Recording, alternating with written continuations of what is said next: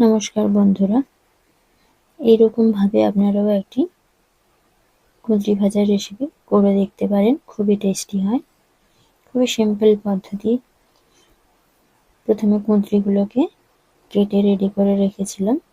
এরপরে গ্যাসটা জ্বালিয়ে কড়াটাকে গরম করে নিলাম। গরম হয়ে যাওয়ার পরে তাতে দিয়ে দিলাম সর্ষের তেল ও কালো জিরে ফোড়ন আর শুকনো লঙ্কা ফোড়ন দিয়ে ভালোভাবে ভেজে নেওয়ার পরে দিয়ে দিলাম একটি কুচনো পেঁয়াজ। পেঁয়াজের পরে দিয়ে দিচ্ছি কেটে রাখা কুঁদরিগুলো এবং তাতে দিয়ে দিলাম নুন হলুদ।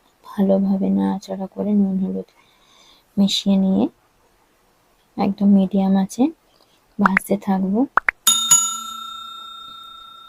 তাহলে কুঁদরিগুলো ভালোভাবে সেদ্ধ হবে।